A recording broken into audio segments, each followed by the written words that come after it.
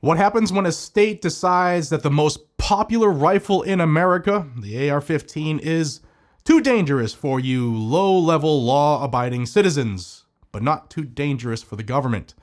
Well, several states are dealing with that right now, and Massachusetts, the Commonwealth, just found out because the NRA, GOAL, Gun Owners Action League, and everyday gun owners have teamed up to take on the Commonwealth and sue them in federal court.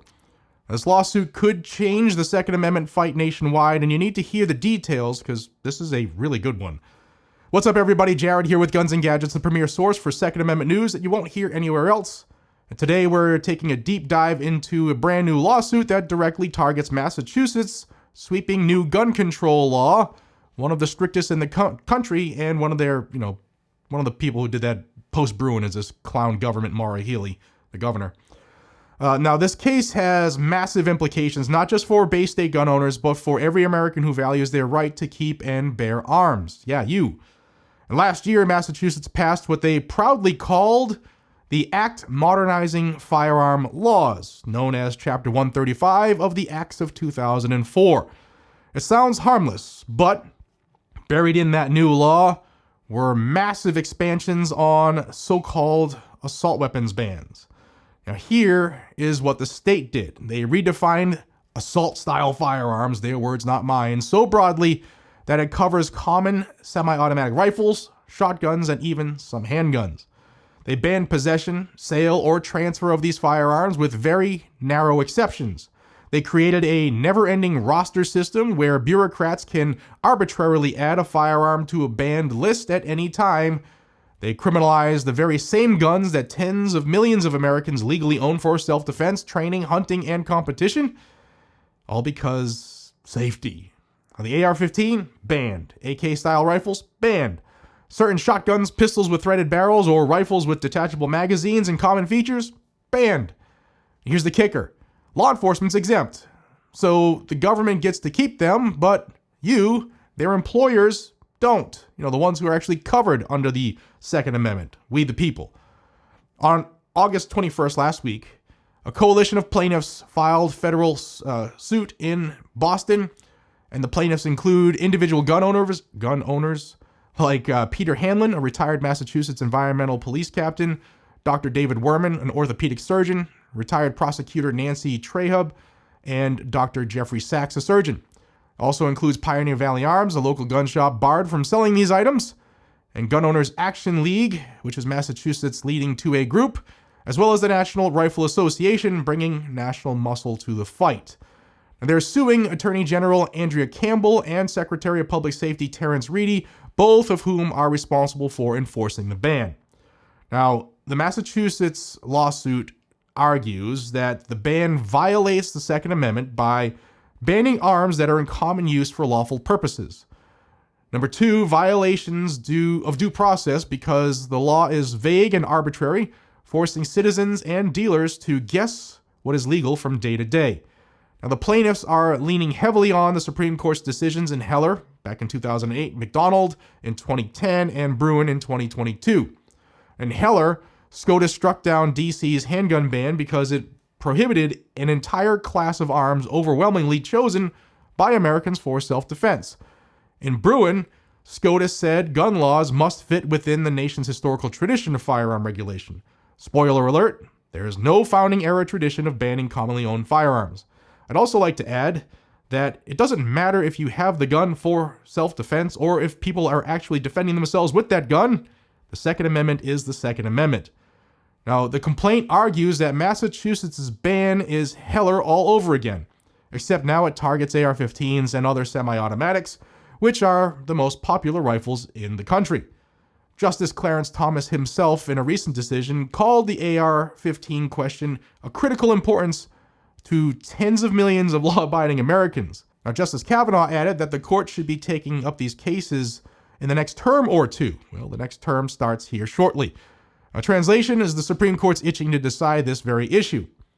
The second major legal attack is that Massachusetts law is unconstitutionally vague. Here's why. The definition of assault-style firearm is a laundry list of features, like folding stocks, pistol grips, threaded barrels, barrel shrouds, that they could apply to countless firearms. Now, the law also allows the state to publish the updated roster of banned guns at least 3 times a year. That means a gun that's legal today could suddenly be illegal tomorrow without any legislative vote, not that Congress can vote away our rights. Now, as the complaint points out, this gives ordinary people no fair notice of what's allowed while threatening to charge them with felonies if they guess wrong. Now, that's the very definition of unconstitutional vagueness under Supreme Court precedent. If you're watching this from Texas or Florida or anywhere else, you might be thinking, man, that's Massachusetts, who cares? But here's the deal. Massachusetts is a test case. Anti-gun states like California, New York, and New Jersey already have similar bans, and if these bans are upheld, other states will copy them. If this lawsuit succeeds, it could set the stage for a Supreme Court challenge that'll strike down assault weapon bans nationwide. Remember, AR-15s are currently banned in 9 states. Now, Massachusetts is an outlier here because it just got worse. Now, this case is designed to put the issue squarely before the Supreme Court. And GOAL, Gun Owners Action League, has been fighting in Massachusetts for decades. They know the local terrain and the politicians and the licensing system, as well as the impact on everyday gun owners within the Commonwealth. I know Massachusetts residents have been waiting for this lawsuit for a long time, and it's finally here. And GOAL needs your support. Join and donate to GOAL because this process of suing the government is not cheap. We all want these groups to sue the government, but we're not all supporting them. We're just kind of saying it verbally. So if you can, send them $5-10. Skip that large pizza. Send it to them so that they can help fund this fight. A link to do that will be down below in the pinned comment and in the description there. Now, the NRA also brings national clout, funding, and legal firepower to this. And by teaming up with GOAL, they're sending a clear message. We're not going to let Massachusetts set the blueprint for banning America's most popular firearms. I can hear you from here. Support the NRA? Yes, they have some lumps to take. We all know that. And some people might not even come back. But I have met with the new Executive Vice President and CEO, Doug Hamlin, as well as the new Executive Director for the NRA ILA, which is their lobbying arm. And to me, the new leadership combined with the new makeup of the board of directors, they're pulling in a different direction, and it's refreshing to see. They seem to be doing things the right way again. We'll all keep an eye on them to see if it continues, but it's good to see the NRA in the fight again for the right reasons. So what's at stake for gun owners here? If the plaintiffs win, Massachusetts assault-style ban could be struck down, and it's absolutely unconstitutional. There's no question about it.